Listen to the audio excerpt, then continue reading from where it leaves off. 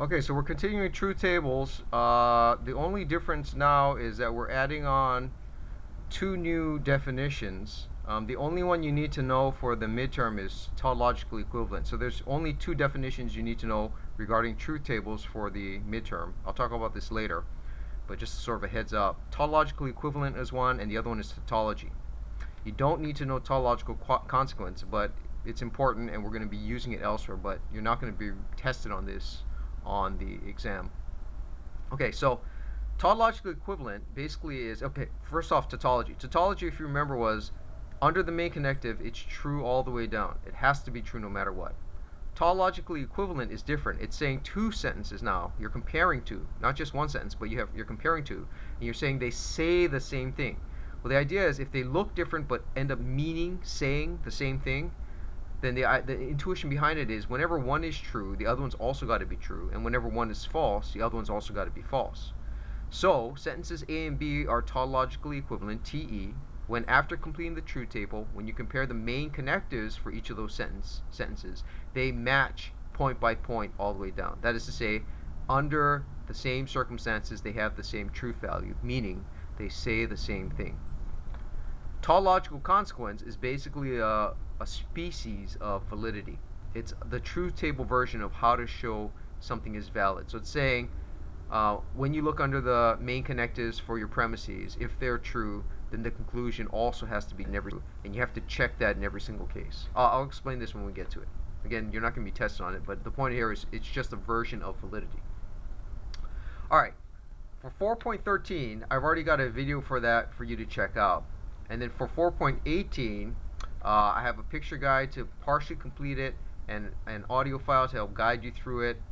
You should try this on your own because it's good practice to indicate how much of this stuff you're getting. But in case you're not quite there yet and you need a bit more guidance, I'm going to work it with you right now. Okay, so 13, you can look at the video and try that out. Here's 18 for this lecture, for this video lecture. So first thing as always is you enter in the sentence. Here's the sentence. Yeah? What you've got right there. Distribution. It's called distribution. The first one that you have to do was called associativity. I'll explain what these pieces of terminology mean. So you enter that into your sentences, but the difference here is there's two sentences, so you got to enter in each piece. So the first one is, if you look at it, capital A or parentheses B and C and parentheses. Let me make this bold.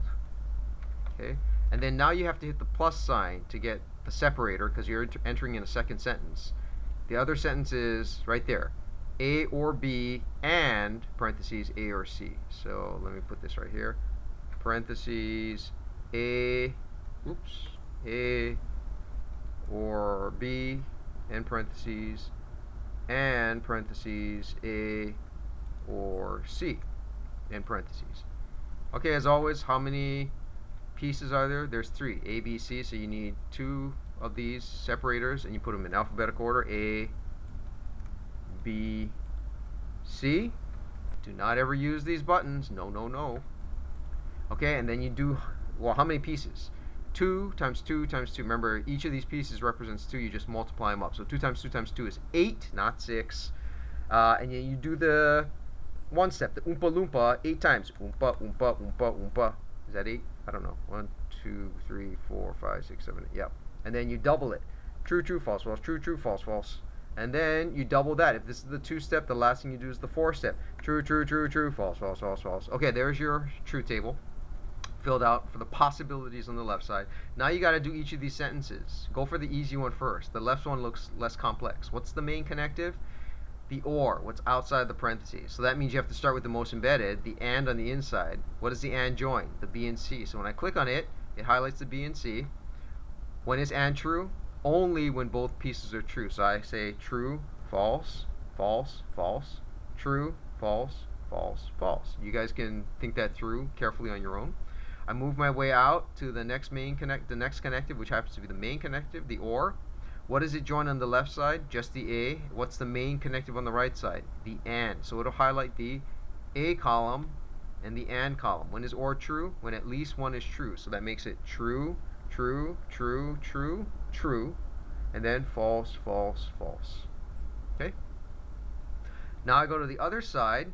The main connective is the and in the middle. It's outside the parentheses. That's the last thing you do. So you have to start with the embedded ones first. So let's start. You can do the left side or right side. It doesn't matter. Let's do the left side first. The or here joins the A and B. So I click on the or. There's the A and B. When is or true? When at least one side is true. So true, true, true, true, true, true, and false, false. The last two are the only ones with both sides false. And then A or C. The or joins the A and the C, so I click on the or. It highlights the A and the C columns. And or is true when at least one side is true. So true, true, true, true, true, false, true, false. Okay? Next, work your way out to the main connective, the one in the middle, the and. What's the main connective on the left side? The or. What's the main connective on the right side? The or. So the and will join the or and the or. And when is and true? Only when both sides are true. So true, true, true, true, true, false, false, false. Okay? Now the question is not, is this a tautology? You go to assessment. The question is this are they tautologically equivalent? Meaning, remember the definition. You need to know the definition for the midterm. Do they match point by point? You can think literally, here's your fingers, you're pointing at. Do they match point by point? So you look under the main connective to the left, which is or, the main connective on the right, which is and you match them up. True, true, true, true, true, false, false, false. They do match point by point as you move your way down. That means they are saying, since they have the same truth value under all these various scenarios, they're basically saying exactly the same thing, even though they don't look like it. You go to sentences, and you click they are tautologically equivalent, okay. You verify it, and there it is. Okay, let's do a little bit of philosophical exploration, just besides the mechanics of this stuff. How does this stuff get applied? Well, we already talked about Boolean circuits being in your computers and making all computation possible. Your computers, your Wi-Fi signals, all your wireless communication devices, everything that you guys are embedded in today. That for some of you are like appendages of your body. If you lose it, it's like you've lost a part of your being. All that stuff is made possible by Boole. Okay, so fine. Here's another application in the sciences and in the universe, and it's pretty darn weird and this, as well as interesting. Okay, so let me go back to the book. You got these various properties here. If you remember from math, you had certain properties like associativity and distribution. There's these other ones as well. Okay, associativity says order doesn't matter. So plus would be associative. If I say quantity 1 plus 2 and quantity plus 3 versus 1 plus quantity 2 plus 3, they're equivalent, right? So associativity says plus fits that pattern. Order doesn't matter. Minus, on the other hand, if you use minus here, that changes. Minus is not. Subtraction is not associative. Distribution is just like mathematics. Remember we talked about how these things called Boolean algebras underlie what goes on in the basic math you guys learn. So this is like times and that is plus. You distribute through, right? So A instead of times B, A or B, there's one part, and is the connective that gets carried over, and then A or C. So it's like distribution in mathematics. These abstract properties at higher levels in mathematics form what are called abstract algebras. They're really difficult to understand. They're really abstract, but they're also interesting. They're also seemingly just creations in the mind with no relation to anything whatsoever. Seemingly, okay? So you might think, well, that's just like logic. How am I ever going to use this in my life? How is it practical? What does this matter at all? Well, here's one way in which it's not just immensely practical, but it may be within the very cosmos itself at the root level. There's two theories in physics that are considered to be some of the best working theories we have in all the sciences, and they're also the dominant theories we got. One is the physics of the very small, called quantum mechanics. The other one is general relativity, the physics of the very large, at the level of black holes and planets moving and all that stuff, what Einstein was famous for. In quantum mechanics, the physics of the very small, things are really, really strange.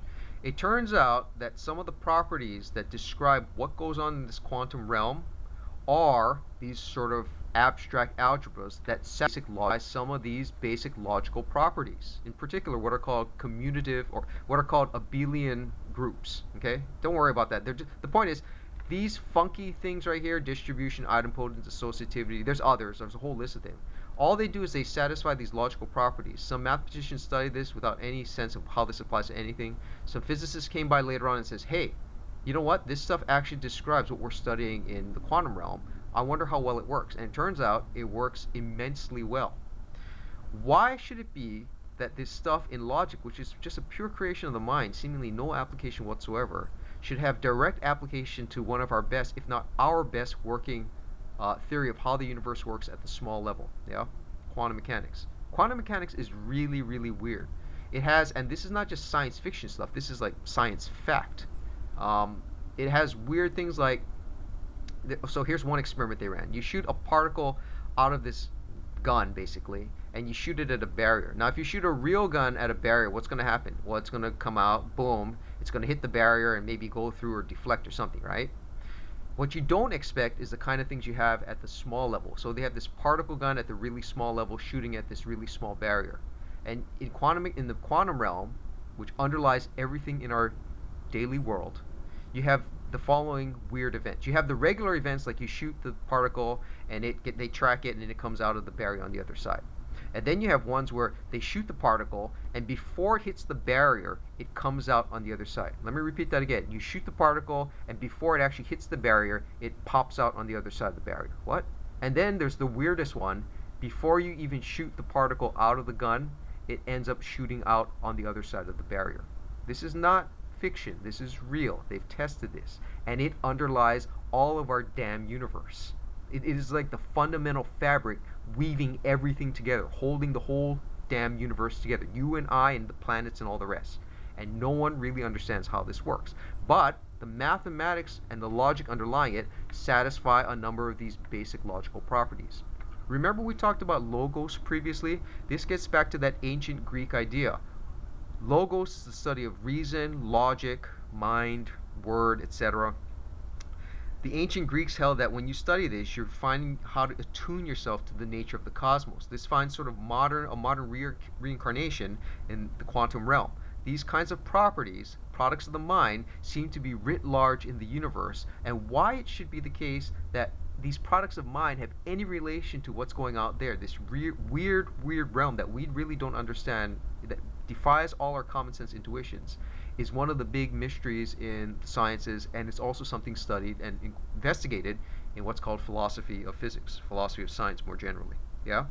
But here's another case where these logical properties seem to find application everywhere. It's not just in our technological apparatuses or apparati that we've created, but it seems to be fundamentally in the universe itself, which also links up with what we talked about with fractals before, and more generally with this notion of logos.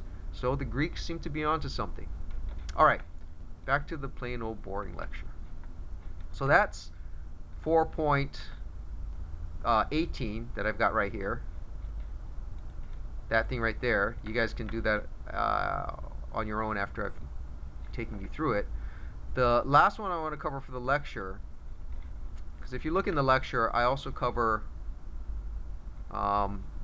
23, I give you guidance, and then I have an answer file there as well as partial guidance, and then the audio files.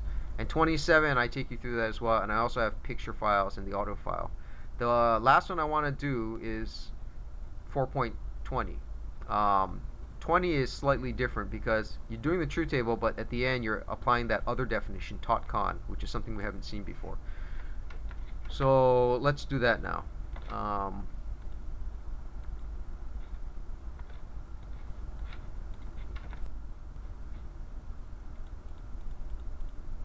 So here's 20.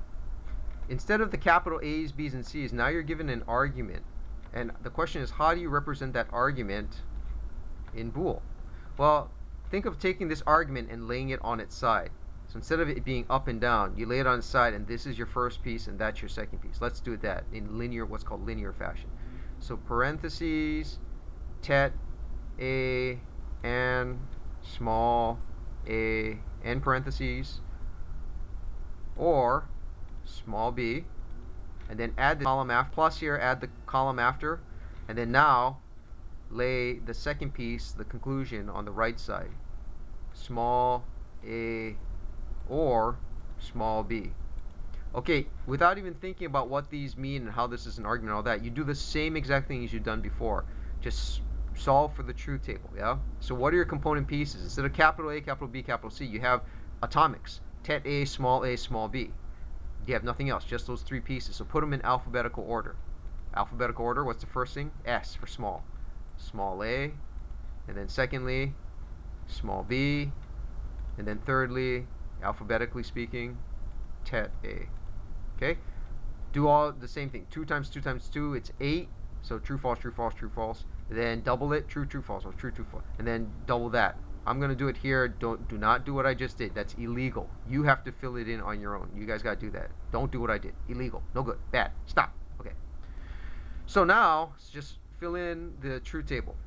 You can do the right side first or the left side. Let's start with the left first. The main connective is the OR. You always start with the most embedded. So this is the most embedded. The AND joins the tet A and small a. So I click it there. When is AND true? Only when both are true. So that makes it true, false, false, false, false. Move your way out to the OR. The OR joins, what's the main connective on the left? The AND. What's the main connective on the right? There isn't one. It's just small b. So the OR will highlight the AND column and the small b over there. And OR is true when at least one side is true. So that'll make it true, false, false, false. Okay. Next to this other one, it's OR as the main connective. It joins small a and small b. There it is. And OR is true when at least one side is true. So true, false, false. Okay, now at the end you go to assessment and you are asking a different question. You're not asking if they're equivalent. You're asking, is one a tautological consequence of the others? So in this case, you have one premise and a conclusion. You're saying, does the conclusion follow from this? Well, think of the definition of validity. If the premises are true, the conclusion must be true, right? Since the left side of the truth table is laying out all possible scenarios, that's like saying anytime the premise is true, meaning the main connective is true, you got to then verify the conclusion is true. If there's one case where the premise is true and conclusion false, that means it's not valid or it's not a tautological consequence. So let's check it out. Here's a case where it's true. You care, so you gotta check it. Is it true in the conclusion? Yes. Second one, it's true there. You care, so is it true in the conclusion? Yes. It's true there. It's true there. It's good so far. This one's false. Do you care? No. Why don't you care? Because the definition of validity is if the premises are true, the conclusion must be true, right? It doesn't say anything about the premise being false, so you leave it alone. You don't care.